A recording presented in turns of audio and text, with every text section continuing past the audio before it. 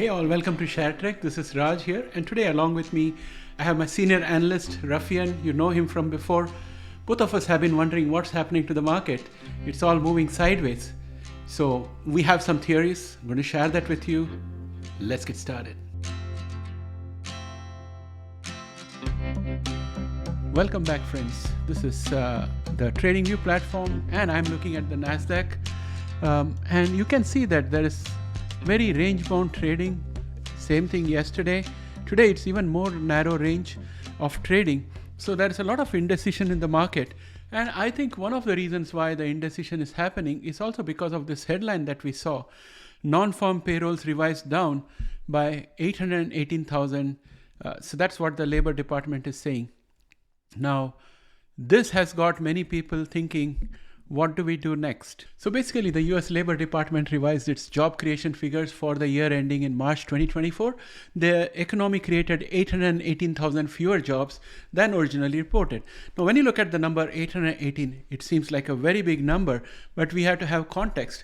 This revision means that the actual job growth was about 30% less than initially reported 2.9 million jobs.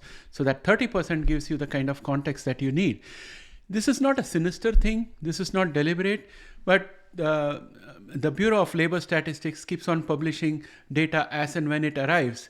And then it backtests everything so that it can reconcile and give us a final number.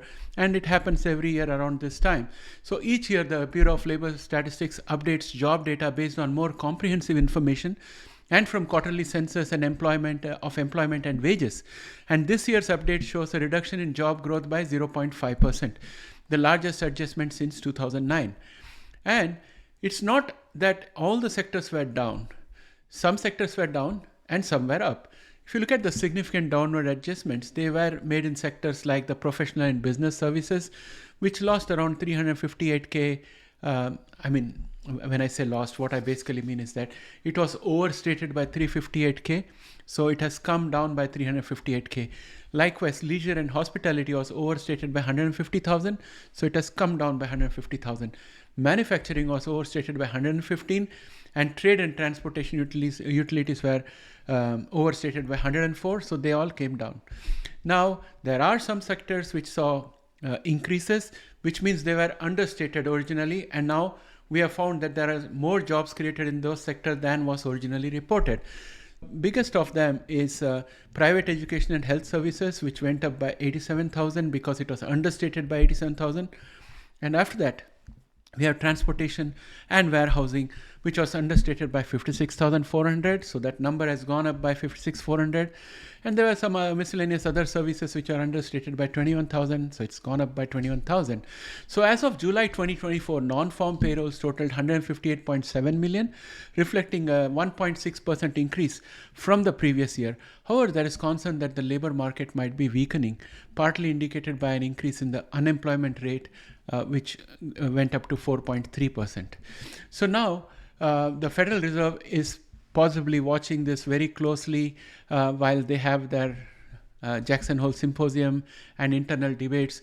A weaker labor market could lead the Fed to cut interest rates, which would be their first reduction in 4 years. And this decision could be influenced by Jerome Powell's upcoming speech at the Fed's annual retreat. And if you look at the revised numbers, the actual number of jobs created was significantly lower. And specific sectors had notably revised figures both up and down. And now I think the investors and economists are trying to make sense out of this whole thing. Now here is what Rafi and I think. We think that the fact that there were lesser jobs created than was originally thought indicates that probably the Fed is behind the curve. And that means instead of a 25 basis point cut, they would probably be more inclined to do a 50 basis point cut in order to catch up with the lag. That's my thoughts. And I think that's generally going to be the consensus of the market once they have digested all this information. So hopefully by end of the day today, I'm expecting markets to go up. Now, there are two camps. One camp thinks that if interest rate is being cut, it is because the economy is in a very bad condition and it's all the hell breaking down and things are looking bad and it's bad for the markets. as far as I'm concerned, the way I look at it is that when the interest rates were high and the consumer confidence was coming down, and when the joblessness was going up, unemployment was going up, and when less jobs were being created, it was a very tight environment in which startups could not get money, and companies would not do capex or capital expenditure in order to expand their production because consumers were strained and they didn't have money for extra spending. So as a result of all of these things, the economy was facing a lot of headwinds. And now that we have the prospects of interest rate cuts, what it means is that consumers will have more money in their pocket, their mortgages will go down, and their interest costs will go down. They will have more money in their hand and they will start spending. When they start spending, the demand for goods will increase, as a result of which manufacturers will expand their capacity and they will recruit more people, and the virtual upward cycle will start, and the economy will start growing, and future revenue projections will all be positive. As a result of which, I think now is the time for the stock market to take off, if not for an entire bull run, at least for the last leg of the bull run that we are seeing right now. The only place where I'm not very clear is as we approach the elections, what is going to happen closer to the election and after the election. The other place where I'm not very clear is what will happen when Nvidia declares its earnings. So what I'm going to do is, closer to the Nvidia earnings, I'm going to sell half of my holdings of Nvidia, and I'm going to sell half of FNG if I had not sold it already.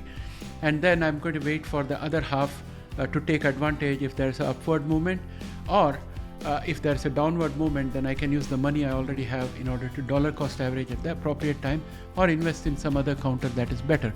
So this is my game plan. Of course, Rafi had a great deal of input on this. I would look forward to receiving your comments so that I can get an idea of what you guys are thinking. Please let me know what your strategy is as well. So with that, my friends, I'd like to bring this video to an end. Thanks and have a great day. Bye for now.